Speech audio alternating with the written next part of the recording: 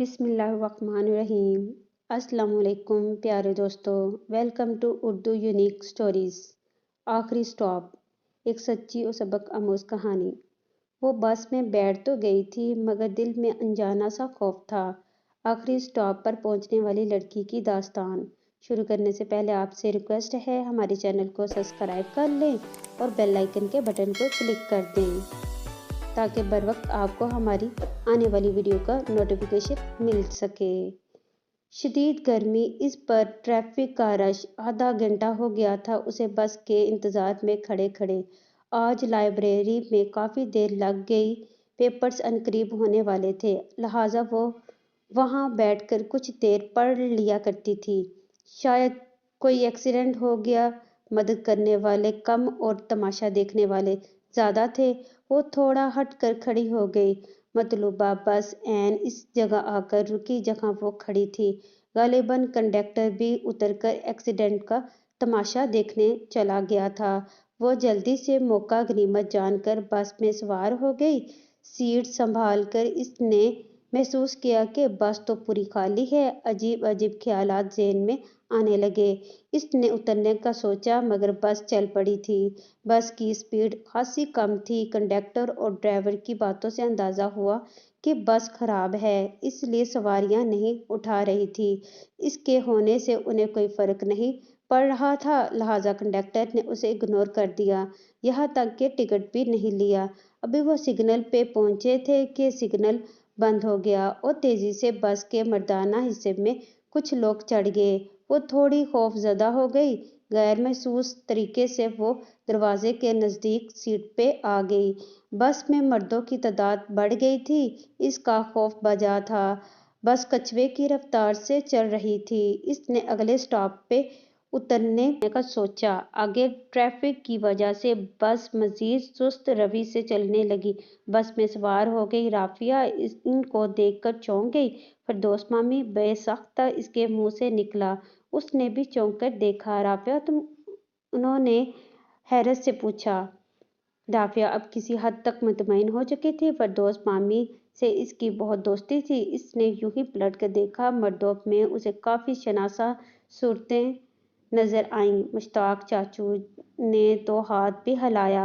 جواب میں اس نے بھی ہاتھ ہلایا۔ اسے خود پہ ہنسی آنے لگی کہ کچھ دیر پہلے وہ کتنی خوفزدہ تھی۔ پھر کسی رش میں بس رکی تو کچھ خواتین اور مرد بس میں چڑھ گئے۔ بس والے نے تو شاید یہ سوچ لیا تھا کہ جتنے چڑھ جائیں، اگر اسی رفتار سے جانا انہیں منظور ہے تو کیا فرق پڑتا ہے۔ اس نے کسی سے نہ ٹکٹ کے پیسے مانگے نہ انہیں بس میں سوار ہونے سے منع کیا۔ رافعہ کے لیے حیرت کی بات یہ تھی کہ آج بس کے مسافر کسی نہ کسی مناسبت سے اس کے جاننے والے تھے۔ پڑوسی نیاز صاحب کی بہو سمیرہ اپنے نومولود بچے کے ساتھ تھی تو مردانہ حصے میں ابو کے دوست حافظ صاحب بھی تھے۔ تعجب کی بات یہ تھی کہ کوئی شخص نہیں اترا، لگتا تھا سب آخری سٹاپ کے مسافر ہیں۔ چلتے چلتے اچانک بس بند ہو گئی۔ مسافروں میں بے چینی شروع ہو گئی۔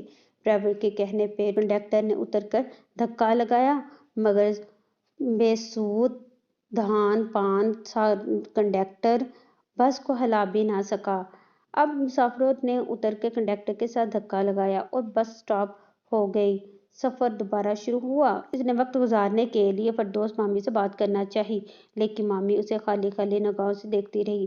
ہاں، کہیں ان کی نگاہوں پہ دکھ اور افسوس ضرور تھا۔ رافعہ نے بھی کھڑکی سے باہر دیکھنا شروع کر دیا۔ آخرکار بس کا آخری سٹاپ آ گیا۔ شام ڈھل رہی تھی۔ اس نے اپنا بیگ اٹھانا چاہا مگر وہ وہاں تھا ہی کب۔ اوہو، لائبریری میں رہ گیا۔ شاید اگلے ہی لمحے وہ یہ سوچ کر مطمئن ہو گئی کہ وہاں سے کوئی چیز نہیں کھوئی، دوسرے دن کاؤنٹر سے مل جاتی ہے۔ فردوس مامی ہمارے گھر چلیں، اس نے بڑی اپنائیت سے کہا۔ آؤں گی بہت جلد، انہوں نے دھیمے لہجے میں کہا اور ایک جانب چل دی۔ اندھیرا آہستہ آہستہ دن کی روشنی کو کھا رہا تھا۔ وہ تیز قدم اٹھاتی گھر کی طرف چل دی۔ گھر کا دروازہ کھلا ہوا تھا اور ٹی وی کی آواز گھر میں گونج رہی تھی۔ دروازہ بند کر کے وہ گھر میں داخل ہوئی۔ امی یقیناً کچن میں ہوں گی۔ شانی لیپ ٹاپ میں اتنا بزی کہ اس نے اس کی آمد کو محسوس ہی نہیں کیا۔ اس نے خاموشی سے جا کر اپنے روم کا دروازہ لاک کیا اور بستر پر دراز ہو گئی۔ آج کا بس کا سفر اسکول جا گیا تھا۔ اس نے آنکھیں بند کر کے کچھ آرام کرنا چاہا۔ یونیفارم بدلنے تک کی ہمت نہ تھی۔ امی، آپی کا دروازہ پھر لاک ہو گیا۔ شافیہ کو شاید کوئی کام تھا اس کے روم میں تو اس کو پتہ چلا کہ دروازہ اندر سے لاک ہو گیا ہے۔ رافعہ کے چہرے پہ مسکراہٹ پھیل گئی۔ اوہو، پھر لاک والے کو بلانا پڑے گا۔ امی کی پریشانی بجا تھی۔ اکثر کمرہ لاک ہو جاتا، پھر لاک والے کو بلایا جاتا تھا۔ ایک تو یہ لڑکی جانے کہاں رہ گئی، آج تو بہت ہی دیر کر دی۔ ابھی بابا پوچھیں گے تو کیا بتاؤں گی؟ اسے ماں پہ پیار آنے لگا۔ فون بھی نہیں اٹھا رہی۔ شافیہ کی آواز میں تشویش تھی۔ اس نے چاہا اٹھ کر باہر جائے تاکہ سب مطمئن ہو جائیں، لیکن نیند اور تھکن سے اس کا برا حال تھا۔ کچھ دیر بعد غیر معمولی خاموشی محسوس کر کے وہ باہر آئی۔ ایک افراتفری کا عالم تھا۔ کچن میں چولہا چل رہا تھا۔ شانی کا لیپ ٹاپ آن تھا۔ ٹی وی کی آواز بھی گونج رہی تھی۔ اس نے چولہا بند کیا، ٹی وی آف کر کے لیپ ٹاپ آف کیا اور صوفے پہ بیٹھ گئی۔ صورتحال پہ غور کرنے لگی۔ اتنے میں کوئی کمرے میں داخل ہوا۔ فردوس مامی، اس نے چونک کر پوچھا۔ ہاں، تمہیں لینے آئی ہوں۔